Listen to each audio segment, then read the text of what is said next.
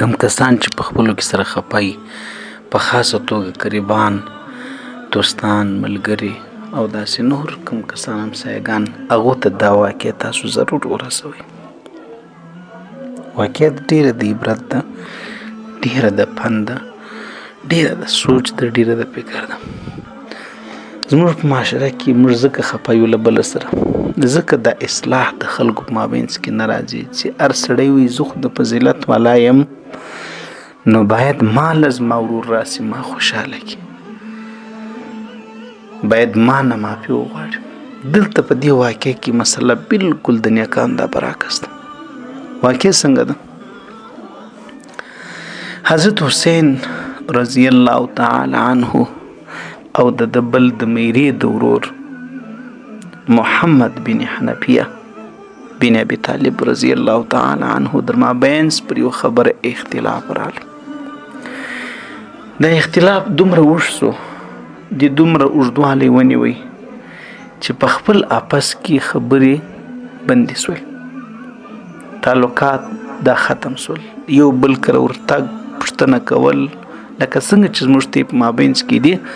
عام اکثره قریبان زله خفه دي، سایګان زله خفه دي، ورونه زله خفه دي، پلار زوی زله خفه دي، او لرې وژندې خپلوان زله خفه دي. نو دغه شانتي دا راتلل پوښتنه تپوس تعلقات وسیله رحمي او قرابت دا ټول زره ختم شول، وشکېدل چې خبره در دې ځای پورې راورسېدله، در دې نوبته پورې خبره ورسېدله. نو محمد بن حنفیه د یو خپل ورور حسین رضی الله تعالی عنه ته یو خط ولېږه. خط یې ورته ولیکي، خط کې ورته لیکلي ول چې زما او ستا پلار دا د دواړو یو دی، سیدنا حضرت علی کرم الله وجهه. که کوم فضیلت ته د پلار له وجې لري هغه زه هم د هغه پلار زوی یم، هغه فضیلت ما ته حاصل دی.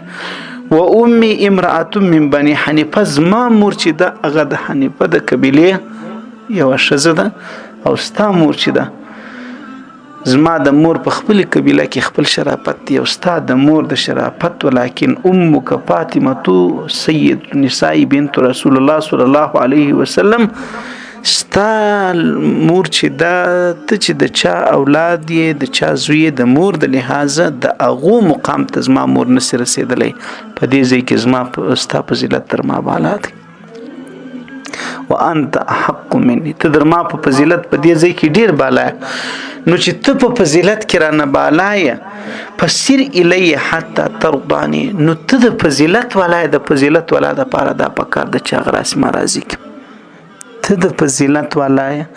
ته د شرافت والا یې، ته د قدر والا یې، د قدر والا خلکو لره دا پکار ده چې هغه مال راسي، دا خو به دې ختم کړي، ما راضي کړي. اوس موږ وایو چې زه د فضیلت والا یم، باید ماله خلک راسي. دلته په دې خط کې محمد بن حنفي ورته لیکلی دی چې بالکل ته په ما د دې مور د لحاظه د فضیلت والا یې، پلار خو مې سره یو دی، نو تاله پکار ده چې ته راسي ما ته ما راضي کړې. دا کومه خبره چې زموږ ته په مابینځ کې ده، دا کوم خفګان چې راغلی دی، دا ټول ختم کو، اثر نو، تعلقات بحاله کو، اثر نو، دا بالکل زموږ ته تعلقات مابینځ کې. وی کله چې دا خط را ورسېدی، حضرت حسین رضی الله تعالی عنه چې ووایي بل یې نه ده کړې، بس دستي په دستي د خپلو چوټو، د خپل پټو، د خپل لنګوټې د دې په راپورته کولو په تړلو سو، وروان سو ورلی باره د هغه خپل ورور یې راضي کړي. د فضیلت والا خلک موږ تاسو نه یو، د فضیلت والا خلک دغه ول که څوک د دې کارنامې وکړي هغه هم د فضیلت والا وي، که څوک د دې په خبرو باندې عمل وکړي هغه هم فضیلت والا وي، که څوک د دې لاره تعقیب کړي هغه هم در کامیابۍ در ځای پرې ځان ورسوي. نه زموږ پر موږ خو شیطان زورور دی، پر موږ خو نفس زورور دی، پر موږ خو نفس دومره میچاق کړی دی. شروع غریب هغه دی لکه مړی چې پر آس کښېنی په یو مست آس باندې، مړی مست آس چیرته را کنټرولولی شي؟ زموږ نفس دی حیثیت لري. عزیزانو تاسو راسي لږ به په دې خوا باندې هم نظر واچو، وګورو چې کله د قریبانو د نږدې خپلوانو تر مابینځ خفګان وي، اړیکې پرې وي، تعلقات یې ختم وي، قرابت یې سره خراب وي، چې دا څونه سخت بد او ناروا عمل دی، دا څونه بد کار دی. دا کار یوازې نه دا چې په دنیا په ژوند کې نقصان لري، بلکې د آخرت د تاوان سره انسان مخامخ کوي.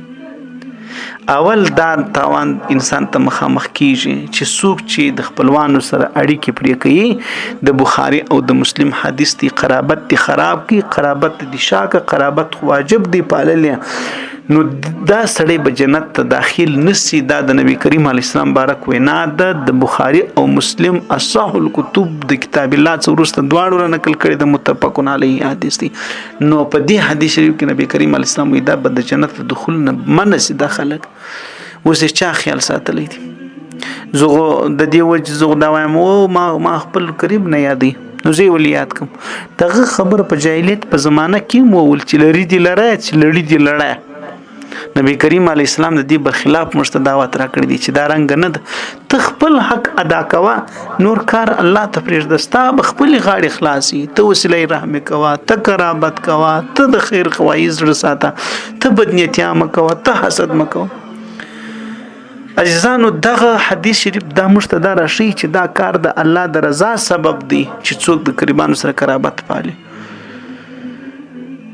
او کچيري برکت نه پالي نو دا د الله رب العزت د قهر او د غضب سبب کیږي نو چې جنت څه پر اګرځول کیږي نو پښتنه بدرسه کول کیږي چې ولی دا خو ماسته د مابین حاکم در باندې شو د پربل د غرنګ بل حدیث شریف د بخاری نبی کریم علی السلام بارک فرمای څوک چې وسیله رحمی د خپلوانو سره شي اړیکی او تعلقات ساتي د عمر زیاتی او رزق پراخي نو کبل عکس څوک بیا نه ساتي خراب کړي لکه موږ تاسو چې لغتي پکې ورزولې دي نو بس پر دې خپا د دین خپا د دین خپا مثال دغه معمولی خبري نو د دې وجه برعکس د دې حدیث شریف مطلب دا راوځي څوک بیا خړای بیا په دې سړي باندې درستنګي همي د دې سړي په عمر کې به کمی او به برکت همي د دې عمر د دې سړي د عمر د کمی سبب هم ګرځي چې شي به ګرځي ای ورونو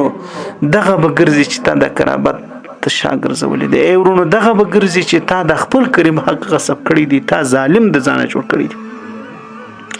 په کورنۍ کې اختلاف او د خلکو در مابین خفګان د قربانو د دې کورنۍ د شخړو د بې برکتۍ سبب ګرځي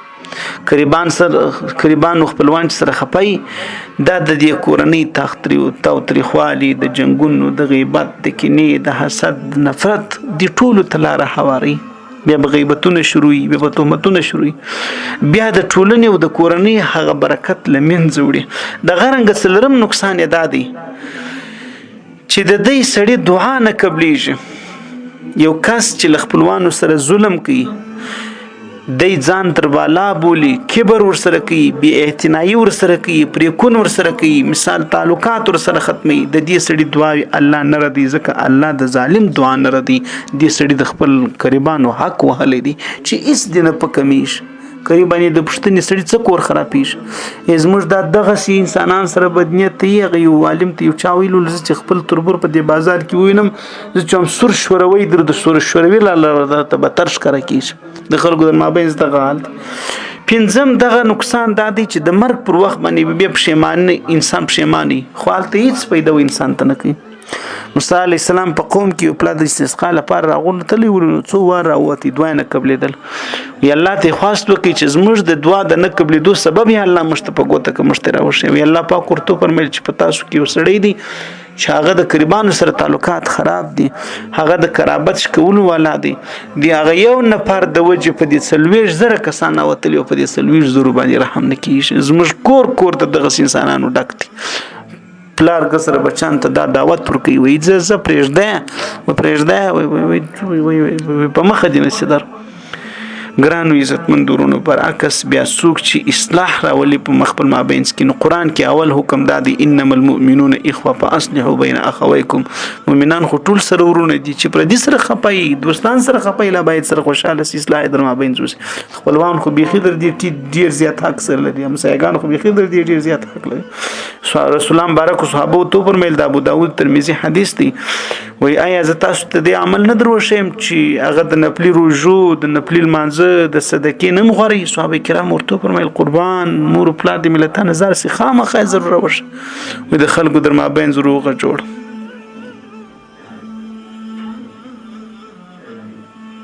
بل حدیث شریف د نبی کریم علیه الصلاۃ والسلام بارک فرمایل د خلکو در مابین فساد او اختلاف خوابدي او بې تعلقي دا د دین ویجاړونکي او د دین ختمونکي کار دی. په دې بیشتان خو نه زیاده مینځه لیکن په دې باندې هغه قرابت دی ولاړ هغه سلام دی ولاړ هغه وسیله او پښتنه دی ولاړ هغه ګرد دی ولاړ د دین څخه دی خلاصي غیبت به تبه حسد او بغض به تبه زړه به د چی سړکی مثال درته نو د دې وجه د درواغو اجازه په دې ځای کې ستا یوازې د اصلاح لپاره رسول الله بارک اجازه ورکړي د کچیر د خلکو در مابین اصلاح انسان کی روغ جوړ کی مثال انسان داسې وایي چې پلانې ستا د خیر غوښتون کې دي نو دا ګناه نه لري نو په دې ځای کې دی یو څه خبرې دی اړولو اجازه ورکول شوی د غرنګ د قیامت اجر اصلاح کون کې کسان به د قیامت پر ورځ د الله په حضور کې له خاصو بندگان څخه وشمارل چې د خلکو د مابین اصلاح کوي د خپل د پردي د مابین اصلاح کوي د خپل تعلقات له خلکو سره سموي خپل قربانو سره سموي نور قربان مشور و چې سوای ځکه چې دا هغه کسان دي چې د الله د خوښۍ دول لپاره د الله د راضي کېدو لپاره د خلکو د زړونو سره یو ځای کړی دي. نو الله پاک دې موږ تاسو ته د هغه عمل توفیق را نصیب کی په کوم چې الله راضي کیږي وي سړی چې د یو بل نه پرڅ یو کال خو به د یو کال وي دا په ورځ د اخر د حساب کتاب ورکی لکه یو سړی چې وجلی الله دې په موږ رحم وکړي چې موږ بچاله